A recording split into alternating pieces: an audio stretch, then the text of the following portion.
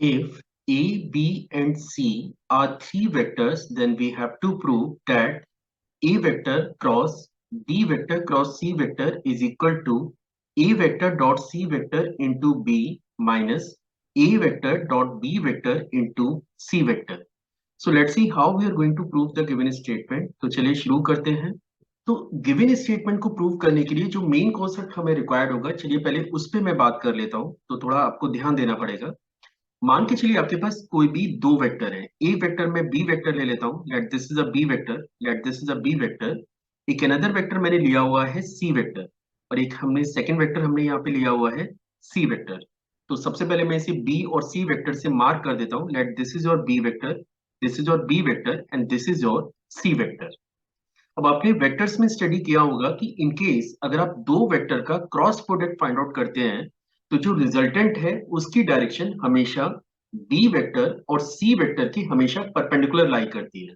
तो मींस अगर मैं बी क्रॉस सी की डायरेक्शन को आपको शो करूं, तो मुझे इसका डायरेक्शन इस प्लेन के परपेंडिकुलर रखना पड़ेगा। Means this is the direction of this is the direction of B cross C. तो चलिए इसको भी मार्क कर देते हैं, this is your B cross C. अब एक और कॉन्सेप्ट है। इनकेस अगर मैं बी क्रॉस सी वेक्टर का, जो कि बी वेक्टर और सी वेक्टर वाले प्लेन के जस्ट परपेंडिकुलर वेक्टर है, इसका किसी अनदर वेक्टर ए से, let you have another vector A, एक और वेक्टर हम लोग यहाँ पे कंसीडर कर लेते हैं, लेट दिस इज और ए वेक्टर। जैसे मैंने कहा कि इसको हम लोग ए वेक्टर से रिप्रेजेंट कर देते हैं। और इनकेस अगर मैं ये वेक्टर का और ये वेक्टर का क्रॉस प्रोडक्ट फाइंड आउट करूं, तो इसका रिजल्टेंट भी ए वेक्टर और बी क्रॉस सी वेक्टर के परपेंडिकुलर होना चाहिए।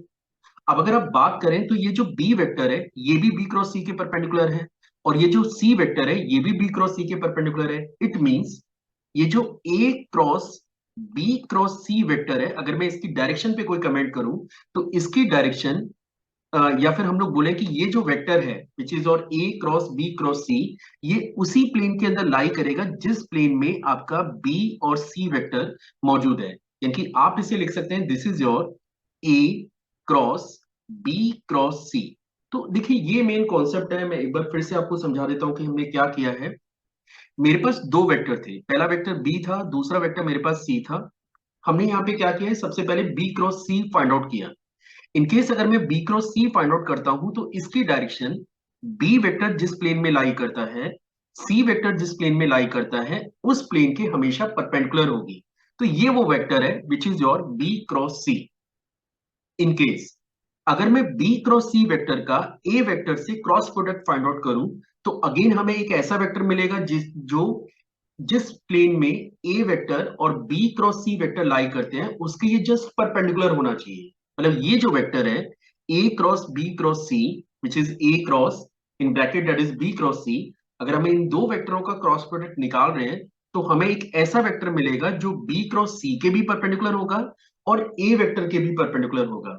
तो आप देख सकते हैं, क्योंकि बी वेक्टर बी क्रॉस सी के परपेंडिकुलर है, सी वेक्टर भी बी क्रॉस सी के परपेंडिकुलर है, मींस ए cross B cross C vector का जो डायरेक्शन है, या फिर हम ये बोले कि ए क्रॉस बी क्रॉस सी जो वेक्टर है, ये उसी प्लेन के अंदर लाई करेगा जिस प्लेन में आपके बी वेक्टर और सी वेक्टर मौजूद है। तो जैसा कि आप देख सकते हैं कि यहाँ पे तीन वेक्टर है। पहला वेक्टर बी है, एक वेक्टर है ए क्रॉस बी क्रॉस सी, और एक वेक्टर है आपके पास सी वेक्टर। और ये तीनों के तीनों वेक्टर एक ही प्लेन के अंदर लाई कर रहे हैं। और इन केस कोई भी तीन वेक्टर एक ही प्लेन के अंदर लाई कर रहे हैं, तो फिर आप इनके लीनियर कॉम्बिनेशन को तैयार कर सकते हैं। लीनियर कॉम्बिनेशन का मतलब ये होता है कि आप किसी भी एक वेक्टर को बाकी के दो के टर्म्स में लिख सकते हैं, कुछ स्केलर्स को यूज किए हुए।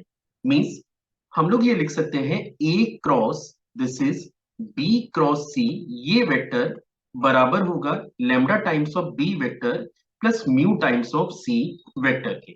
अब हमारा अगला टास्क ये है कि हमें यहाँ पे लेमडा और म्यू की वैल्यू पता करनी है कि वो कौन सा लेमडा और म्यू होगा जो गिवन कंडीशन को मेंटेन करेगा। तो चलिए शुरू करते हैं।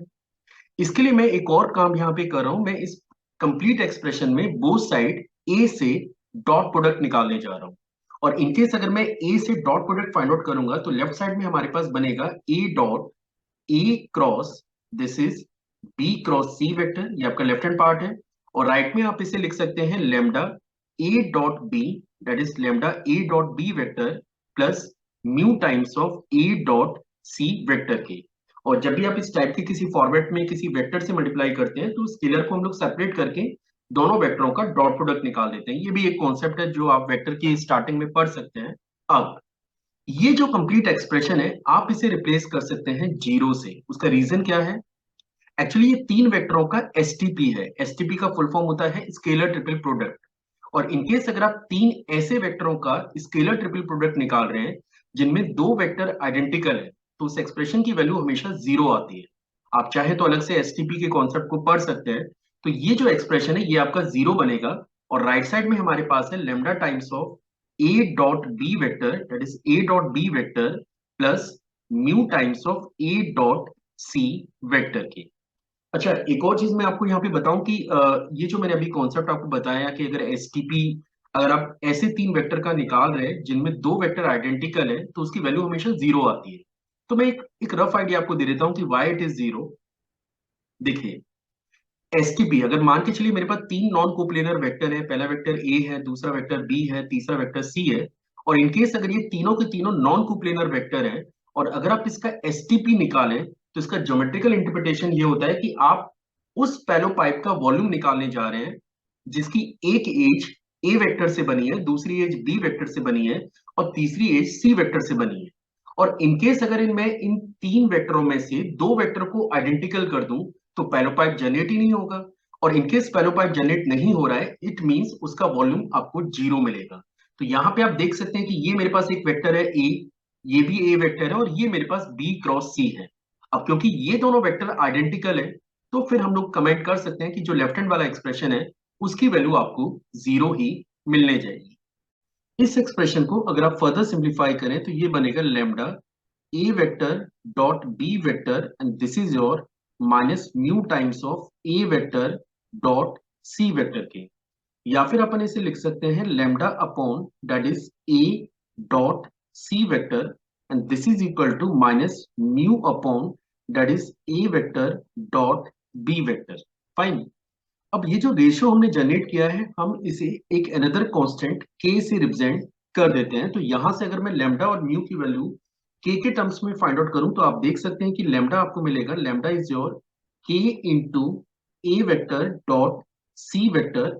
और म्यू के ऊपर अगर अपन कमेंट करें तो म्यू हमारे पास होगा माइनस के into A vector dot B vector के। अब ये जो आपने लेमडा और म्यू पता किया है आप इसे गिवन इक्वेशन में सबमिट कर सकते हैं। तो पहले एक बार हम लोग इक्वेशन नोट कर लेते हैं। इक्वेशन हमारे पास है A cross that is B cross C, this is your lambda times of b plus mu times of c vector k. So now this will become a cross this is b cross c vector, ये आपका left hand part है। Lambda की value अगर अपन replace करें तो lambda की value ये आपके पास है जो कि है k into A vector dot C vector into B vector के माइनस। अब चलिए म्यू की वैल्यू सबमिट करें तो ये आपके पास है K A vector dot B vector into C vector की। अब आप देख सकते हैं कि जो रिजल्ट अभी आपने जनरेट किया है ये के पे डिपेंडेंट रिजल्ट है और के हमारे लिए अननोन है। तो अभी हमें यहाँ पे ये जो अननोन के है इसकी वैल्यू पता करनी होगी। और के की वैल्यू पता करने के लिए जो आइडिया हम लोग यहाँ पे यूज करने जा रहे हैं वो आइडिया ये है कि जो रिजल्ट अभी हम लोग जनरेट कर रहे हैं वो एट रेंडम किसी भी थ्री वेक्टर के लिए वैलिड है। तो मेरे पास दो ऑप्शन अवेलेबल है। या तो मैं कोई भी तीन जनरल वेक्टर एज्यूम करूं, लेट ए वेक्टर को a1i plus a2j plus a3k, similarly B vector को b1i plus b2j plus b3k और सी वेक्टर को c1i plus c2j plus c3k late करके हम जब इस एक्सप्रेशन को सिंप्लीफाई करेंगे तो वहां से भी हम लोग के की वैल्यू निकाल सकते हैं। लेकिन अगर आप इस डायरेक्शन में जाएंगे तो आप देखेंगे कि आपके पास बहुत ज्यादा कैलकुलेशन हो जाएगी और उसके बाद आपको के की वैल्यू मिलेगी। अब क्योंकि ये जो एक्सप्रेशन है it is an identity in vector, मतलब it is true for every three vector, तो बेटर ये रहेगा कि हम लोग अपनी चॉइस से कोई भी थ्री वेक्टर एज्यूम कर लेते हैं और के की वैल्यू हम लोग यहाँ से पता कर लेंगे। तो लेट मैं ए वेक्टर को एज्यूम कर रहा हूं, let your A vector is your I, this is your I. B vector को हम लोग लेट कर रहे हैं, दिस इज योर जे। और सी वेक्टर को मैं लेट कर रहा हूं, that is I plus J plus के।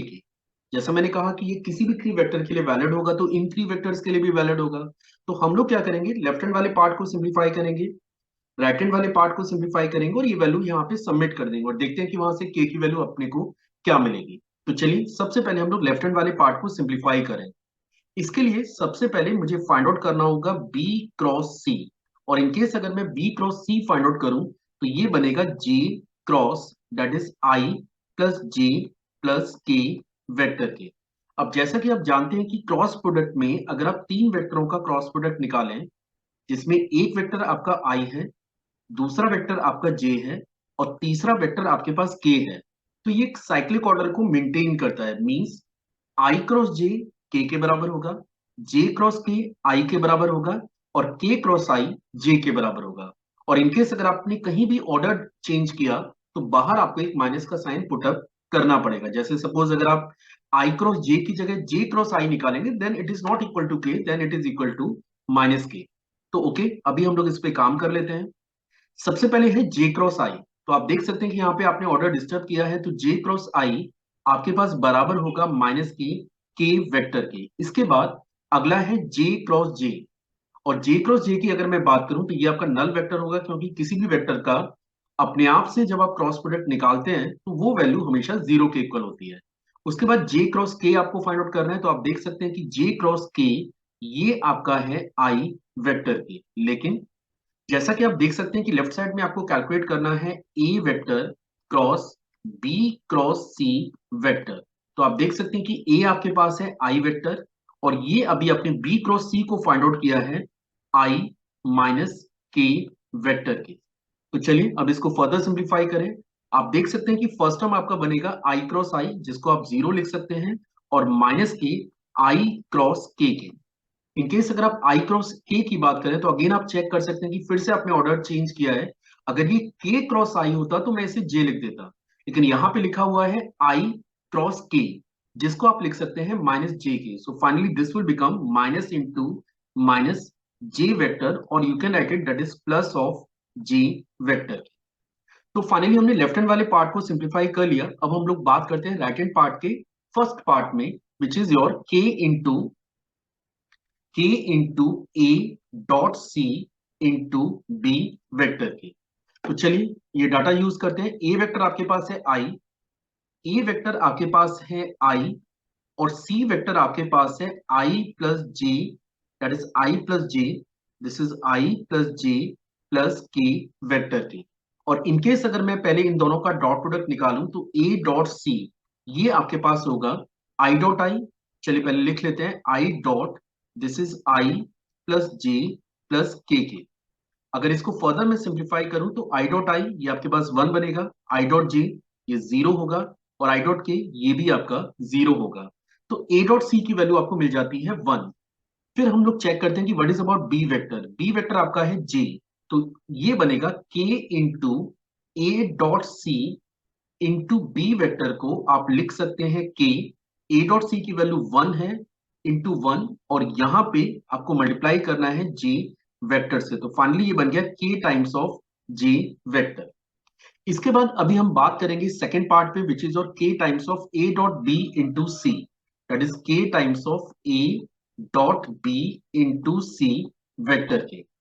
तो चलिए पहले ए डॉट बी की बात करें। ए वेक्टर आपके पास है आई और बी वेक्टर आपके पास है जे।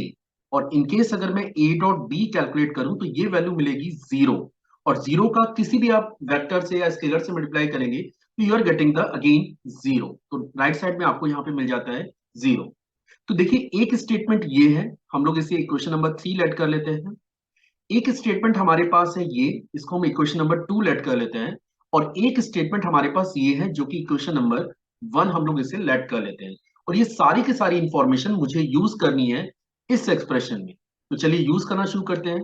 Now we will submit these all values in the expression which is A cross B cross C is your, that is k times of a dot c into b vector minus k times of a dot b into c vector के।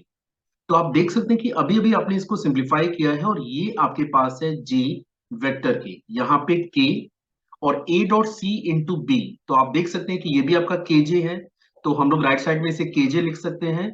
और ये term अभी आपने simplify करके verify किया है कि ये वैल्यू आपकी जीरो के इक्वल है। और अगर मैं इन दोनों एक्सप्रेशंस को कंपेयर करूं तो आप इजीली कमेंट कर सकते हैं the value of k is equal to 1। और इन केस ये जो k की वैल्यू है इसे इस एक्सप्रेशन में यूज किया जाए तो फाइनली आपके पास बनता है a cross b cross c vector is your k की value 1, so this is equal to a dot c into b vector minus a dot b vector into c vector की। So this is the proof for the given relation.